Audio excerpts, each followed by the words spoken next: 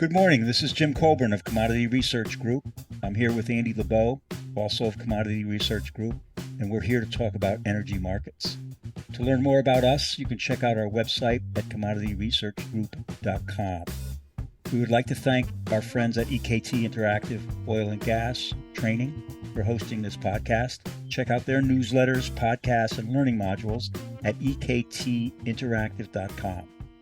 This podcast should be construed as market commentary, merely observing economic, political, and market conditions, and is not intended to refer to or endorse any specific trading system, strategy, or recommendation. We are not responsible for trading decisions taken by anyone. Information is not guaranteed to be accurate. This is not an offer to sell or buy any derivative. Today is January 19th. So, Andy, the three main drivers of this oil market seem to be economic growth, China reopening, and Russian oil supplies.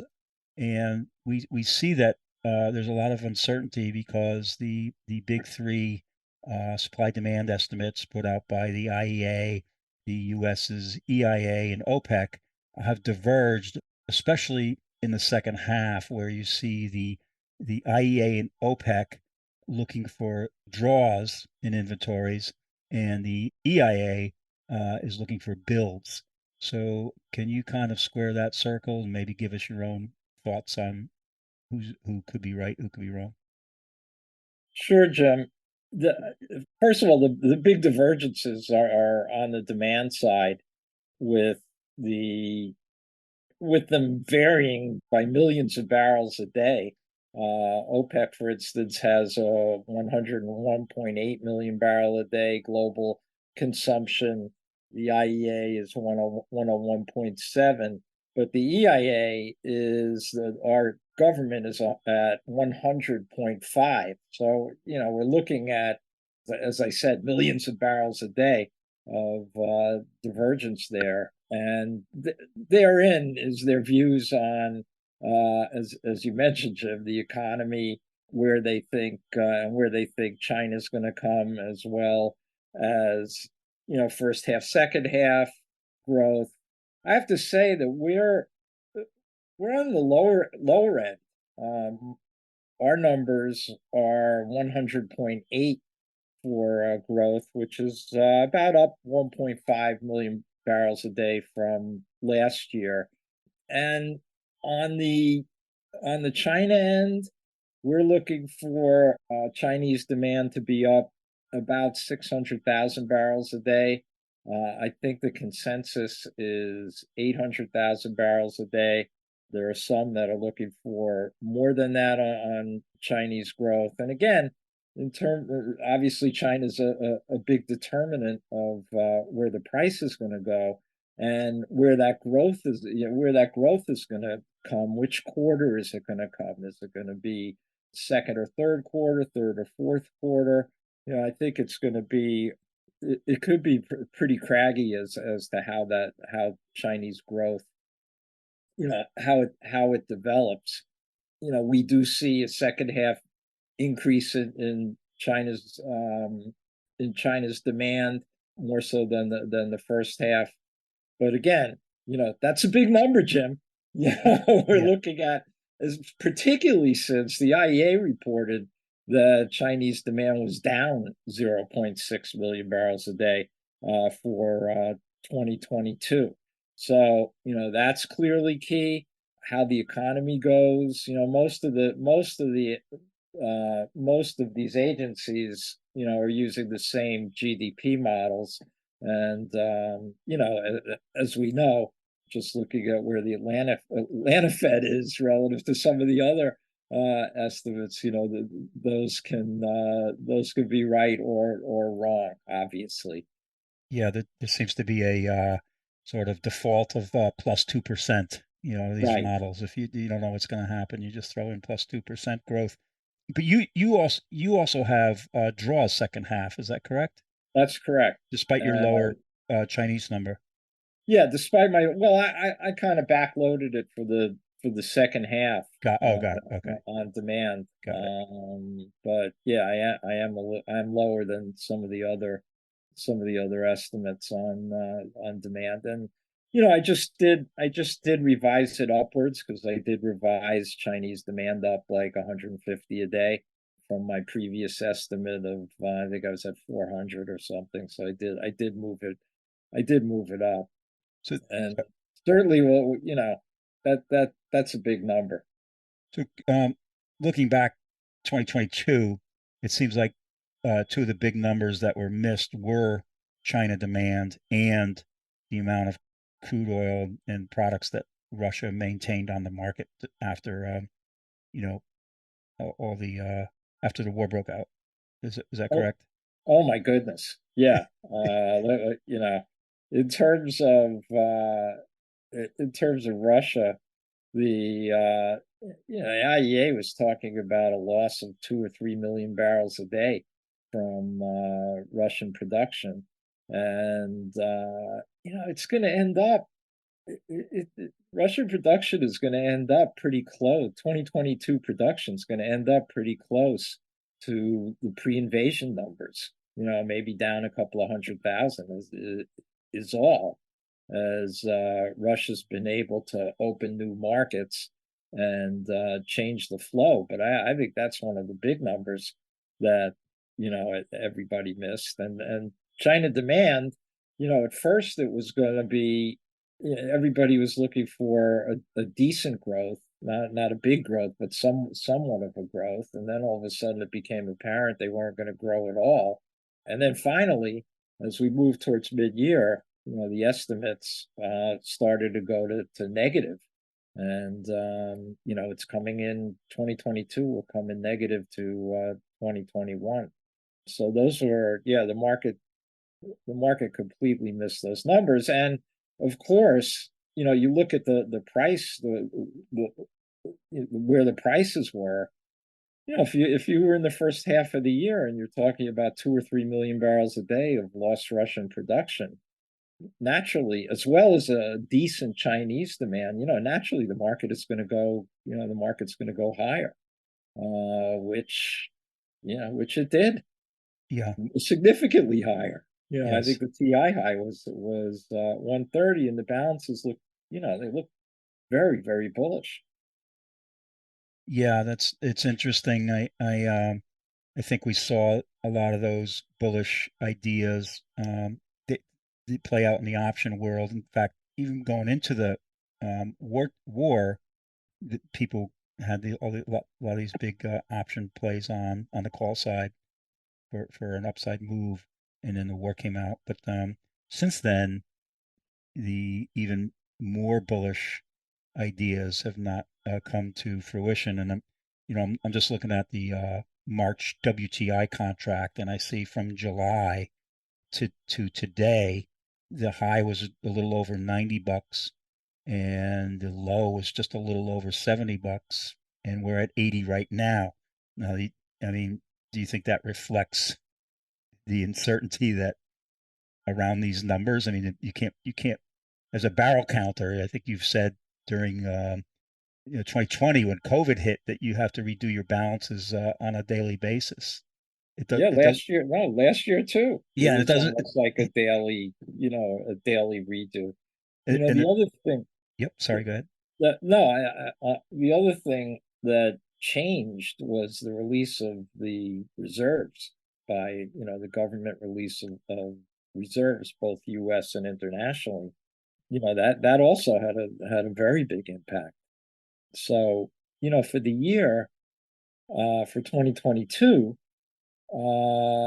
it looked to us and also the IEA that we probably built inventories something on the order of 1 million barrels a day, plus or minus a couple 100,000, and which is equivalent to the release of the SPR.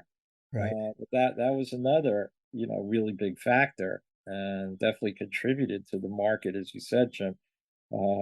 Coming off into July, and then we kind of settled into this big, huge range.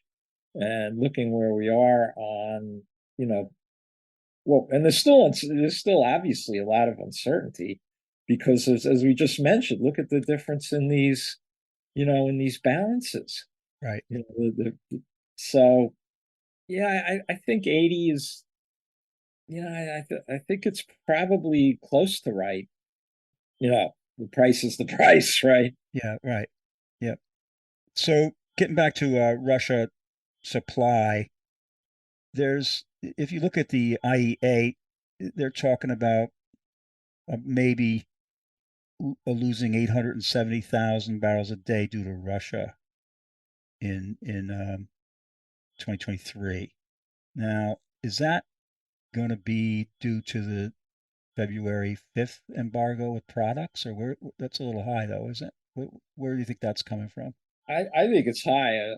What's interesting is OPEC too, is OPEC's looking for close to that, like 900,000 barrels a day, I think, from of lost Russian supply.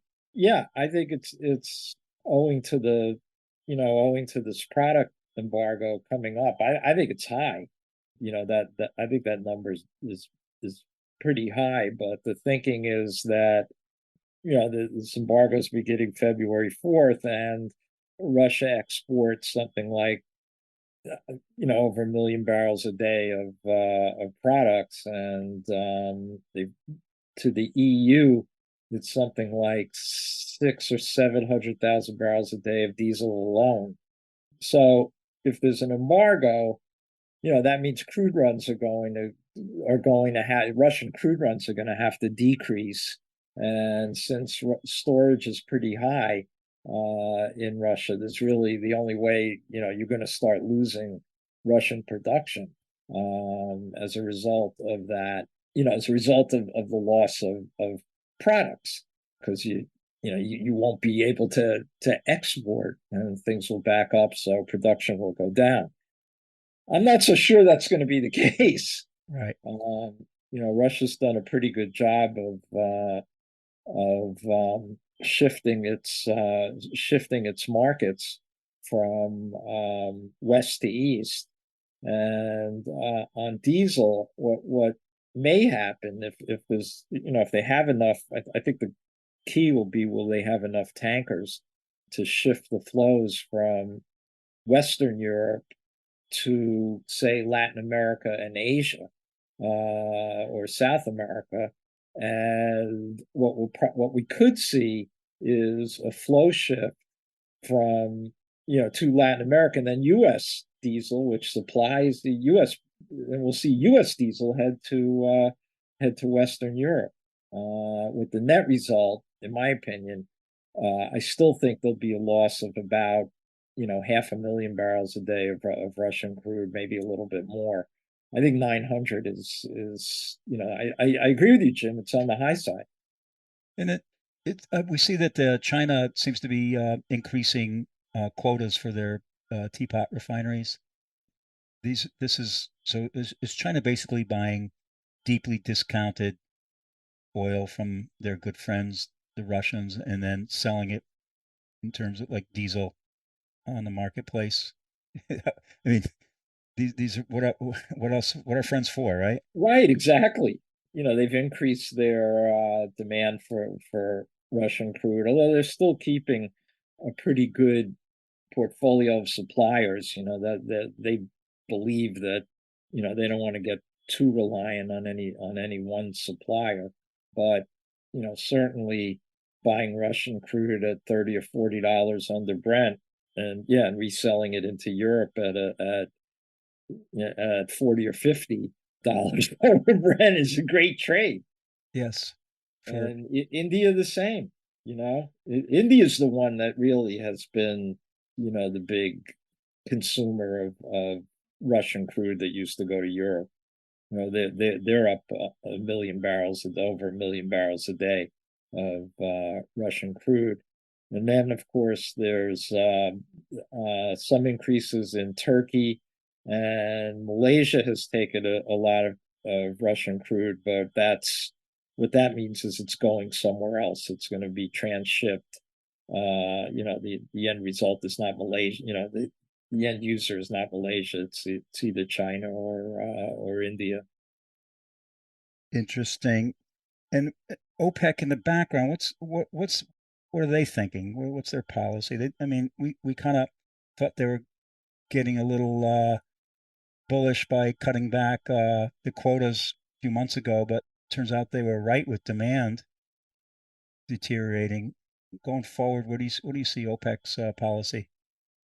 I think they, I think their goal is something around 90, 80 to 90, 90 to 100, that I think would be a good price range for them. I'm sure they were happy to collect well over $100 when prices were up there, but I think they've realized that's very dangerous for the market to be that high. So what I think is their production is going to be pretty steady here around 29 million barrels a day, which is where they were in the fourth quarter, give or take a couple of 100,000 barrels a day. It's interesting, Jim. The next ministerial meeting is until June. Hmm. They're going to have once every 2 months. They're going to have the market monitoring committee is going to meet. I think the official title is the JMMC, and they can recommend that there's a full ministerial meeting. If prices get too out of hand either way. But I think right now, given where the market is, I don't really see OPEC taking drastic action. Of course, if the market gets above or well below their price bands, I'm sure they'll meet. But right now I think it's steady as she goes. Yeah, I do recall a customer of ours, Andy, after an OPEC meeting where they actually gave a range that they were looking at, sold some of those strangles around those prices, and didn't work out too well. I mean, they're always they want a price, but we can't always get to it. We'll see. Right. We'll see how that works out. Yeah, it's difficult to manage the market, although they have increased. If you look at 2022, in the first quarter, they averaged 28.4 million barrels a day, and they came out of it, 29.1 million barrels a day. So they did net increase production, and I think that was another factor, certainly in tamping prices down. So, what about some non-OPEC production? Looks like everybody's Brazil, Canada, U.S., Guyana, all going to be producing at record levels in Norway's, Usual suspects, except for Guyana. except for Guyana's the new Uh, one. Yeah, right, Norway. You forgot to add. I was You about forgot to to. Yep. add in Norway. I mean, we're looking for, since Russia's a net. Russia's also a non-OPEC producer. We're looking for about an increase in non-OPEC production of about 0.9 million. Let's just round it up to a million barrels a day. And With that's including Russia. You're saying? That's including Russia, Okay. right? Yeah, I mean, if Russia, and as I said, we're something like zero point 0.5, zero point 0.7 million barrels a day lower on Russian. Obviously, getting back to OPEC, obviously, if Russia keeps pumping out at 11 million barrels a day and doesn't fall at all, then OPEC is going to have to do so. They will have to reduce production. But I think, if you look at the OPEC numbers, they are pretty aggressive on, on where they think OPEC Russian production is going to be. They've, as I think I mentioned, they're looking at like down 900 Mm. for 23. So that again, as you mentioned Yeah. Beginning. in the beginning, Jim, Russia, China, those are, yeah, Yeah. And with a high variance around what we say about future production and consumption. right. So let's get into refining. Looks like runs were down in December. I mean, there's a lot of weather issues, but overall, refineries they had some great cracks. Now, what's the situation refiners are in now? Well, the cracks have really rallied because at least in the U.S. owing to the fact that these refineries have, at least according to the EIA, these refineries have not come back. And I guess according to the market too. So maybe one could say, yeah, those run numbers, which are lower than what we had expected for this week, has led to a nice rally in the cracks, as has the big builds in the big build in crude. So for right now, owing to the fact that they're not that refineries are not up to where they should be for mid-January because of the freeze outs in December, margins cracks are pretty good, and we are going into turnarounds in February. So, short term, I think that the refiners look like they're going to be in good shape. And as we go forward, one thing that is really important, another really important factor, is that there's going to be a lot of new refinery capacity on the market this year. Something like, I think it's net over 1.5 million barrels a day globally. And those plants presumably are going to be a lot more efficient than some of the plants that they'll be replacing. Like here in the US, Exxon Beaumont is adding about 270,000 barrels a day of capacity to their existing refinery. And that's going to replace the Houston refinery, owned by having a I'm having a moment, but that Houston refinery is certainly not, that's an old refinery, Right. and that's what we're going to see globally. Some of these big refineries replacing, older refineries, and I think that the second half for refiners may be a little more challenging than certainly than the first half, as these plants come on to come on to the market. And certainly where the economy is another key factor. There's a story out. I think it was Reuters put out about some analysis showing that they expect a heavy maintenance year this year, and maybe by February we see almost 1.5 million barrels of capacity offline, which would be Right. twice the 5-year average. Is that kind of what you're coming up with too, or? Yeah. Yeah. I think first quarter, as I said, the first quarter, should be good for refiners, and maybe into the second quarter as well. But, second half, even though we see an increase in demand, we're also going to see an increase in refinery capacity to meet it. So, it still should be good. I mean, I think it'll still be historically pretty good for refiners, but nothing like last year. Uh, Comment on this. Diesel cracks are doing better than gasoline cracks. Therefore, refiners are going to keep producing diesel, and they can only. I think this was in the EIA analysis. Therefore, they're going to be producing a lot of gasoline with it that we don't necessarily need. I hate to get you into a heat to gas Oh trade, my goodness, come on. but I mean, just on that factor alone, does that make sense to you, or is it like is diesel Yeah, going to? it does make sense. Again, some of the more advanced refineries can tweak it a lot better than some of the older refineries. But yeah, in essence, that is the case. And we're already, at least on gasoline here in the U.S., we're in pretty good shape. And demand is, in terms of inventories. And as we've been mentioning every single podcast, I think, U.S. demand for gasoline has been, really disappointing this year. Flat, lower, next year. I think it could be, I think it'll be lower. Interesting. Andy, in the Wall Street Journal, there was a story that mentioned 10% of all new cars in the world are electric vehicles.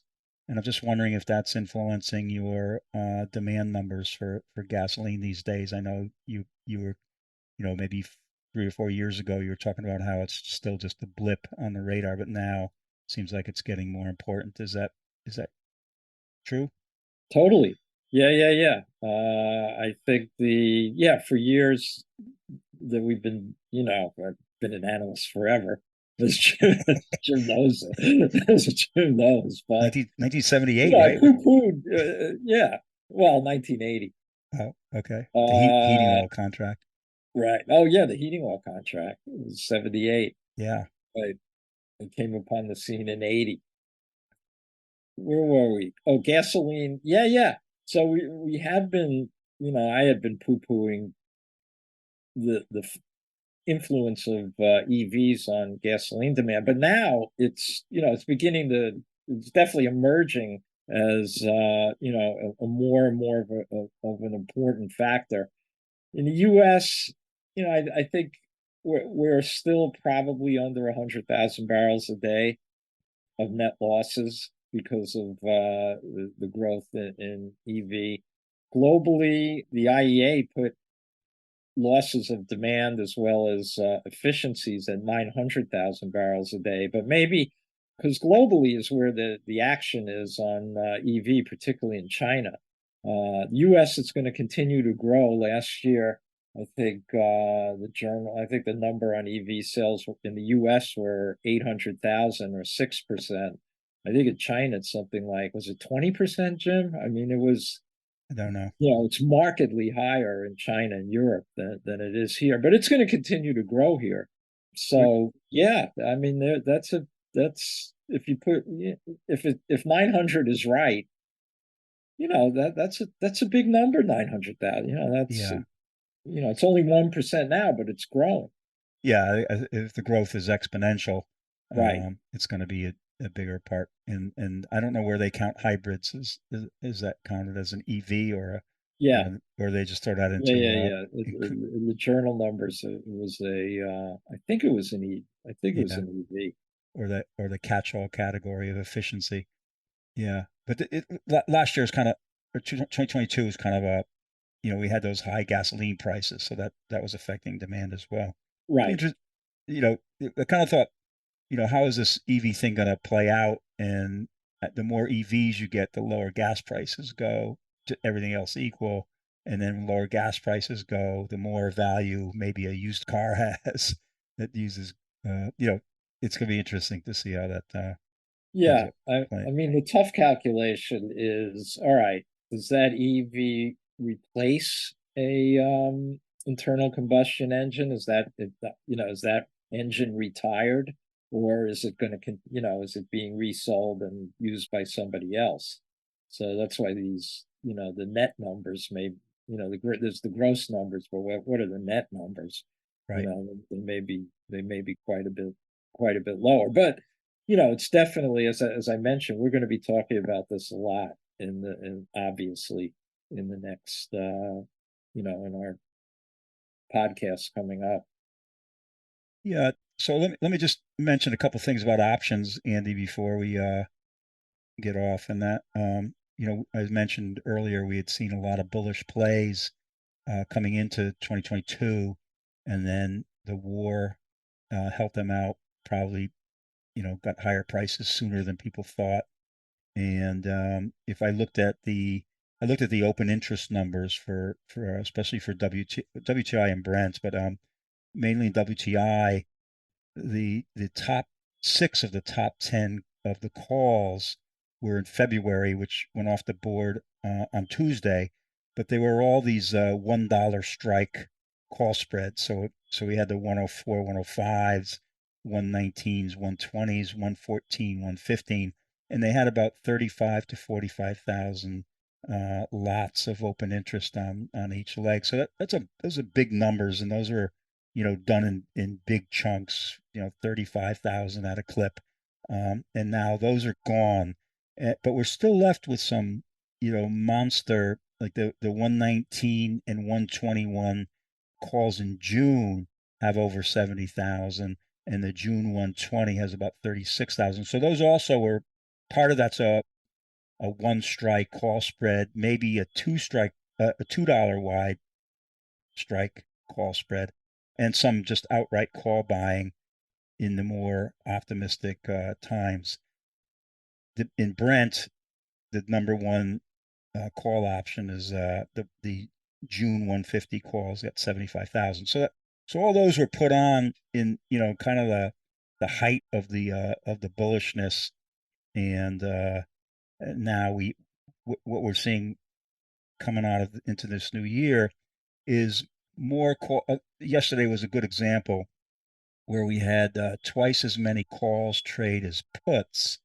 However, there was twice as many puts of new open interest than calls. So it's kind of like a churning going on the call side, and new positions being put on the put side.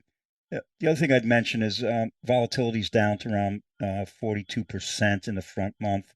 A little bit of contango in the market, not much, but March is lower than until you get out to June. I think June and July are the peak in vol.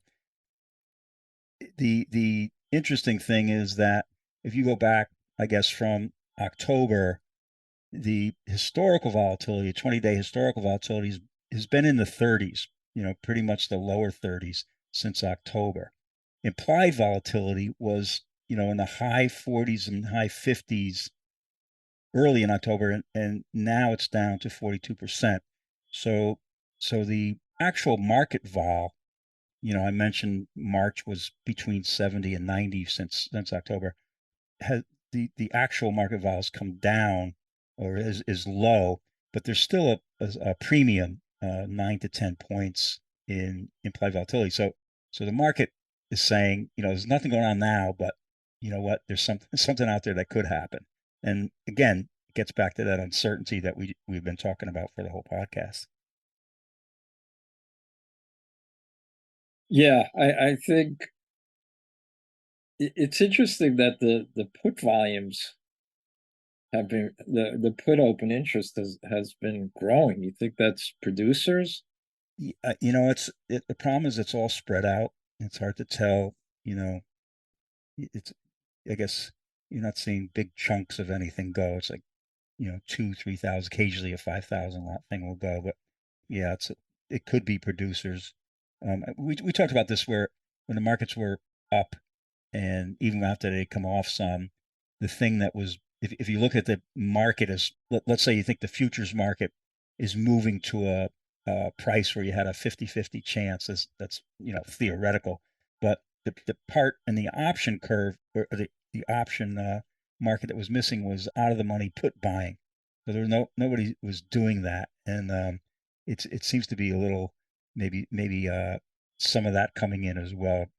People looking at these economic numbers and saying, you know what, this is not going to sustain, you know, crude prices, or they're looking at the EIA numbers. We're going to have builds in the second half of the year. Maybe that brings Right. in some with the economy weak in the first half of the year. So yeah, it's maybe that's what it's all about. And you don't have a buyer without a seller, so there's obviously some willing sellers out there. It's not all market makers. Yeah, so it's a tough. Again, the volumes aren't wild. They're not great, but they're people are back to trading again. And again, the call, there's so much call open interest that now that's churning. People getting out, rolling, all kinds of things. So that generates its own volume there. But Well, yeah, go ahead. Sorry. yeah, I was going to say that it's great that people are back trading a little bit more. Certainly, there's been, one bank in particular that's really been, has been banging the bullish drum pretty loudly. Of course, they were banging that drum in the fourth quarter too. That didn't quite work out, but maybe they're getting a little bit more interest in the more the banks in general. Maybe they're getting a little more interest in the commodity markets.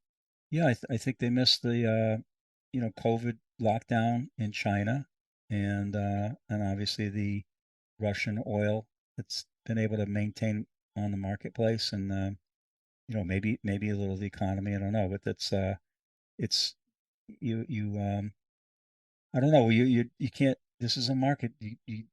I guess you can always remain bullish. But you're going to be right at some Yeah, point.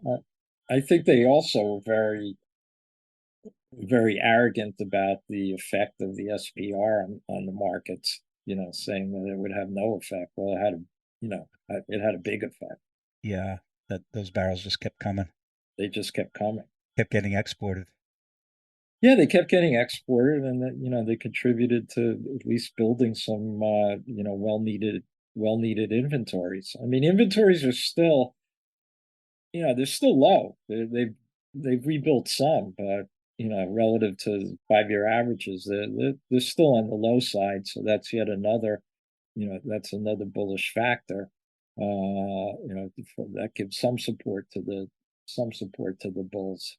I mean, there's a lot of things that the bulls can work out. To say the market could go back to 100, or it could go anywhere, obviously. Yeah, as you know, since following this thing since 1980. Right. Yep. And me in 1986. What else, Andy? What do we miss? We're probably missing a lot of stuff because Yeah, we this. missed a lot of stuff, but I think we've covered, some of the main points. The one thing that's pretty interesting is that, and I think this is a reflection of the consumer wanting to travel globally. Jet fuel prices here in the U.S. are through the roof. In New York Harbor, they were trading 70 cents over the screen after being in contango for the fourth quarter. So I think, there's one indication that jet fuel demand should be pretty strong, and that's one of the things. If you want China demand to be closer to 900,000 than my 600,000, or 500, 500 to 600,000, it's going to have to come from jet fuel demand. Mm, So yeah, that's something to watch, and obviously that's good for refiners that the jet fuel has been that strong. yeah. And so putting it all together, ask you to give me what's your probability of prices going forward? What do you think? Well, I think that I'm not right now, based on my balances and my numbers and some of the other numbers as well. I'm having a hard time seeing the market really take off. Towards seeing WTI taking off. Towards above 90, really. I really, to me, something would have to happen for it to get anywhere near $100. So, last podcast we spoke about a 75, 85 range. Market got down lower. It did get down to 70, and the 82, I think, is the recent high, 82 or 83. But you know what, Jim? I'm still pretty good at that 75, 85, at least going forward. Maybe expand it a little. Maybe your 70, 90 range The is ultimate. the one to play. But to me, 75, 85 is, I think I'm still gonna stay there, and obviously we'll start learning about some of the uncertainties that I think we both outlined in this podcast. Very good. We'll leave it at there. Leave it right there. Until next month, Andy. Actually, Until next month. I'll be uh talking to you later today, but that's right. yep. As far as this, yep, If you want to get a hold of me, try me at Lebow at commodityresearchgroup.com. And as Jim mentioned, our website is commodityresearchgroup.com. And Jim, you yeah, can find him on LinkedIn. Me yeah. too. It's the best way to find me is on LinkedIn. Great. Thanks, Andy. Thanks, Jim.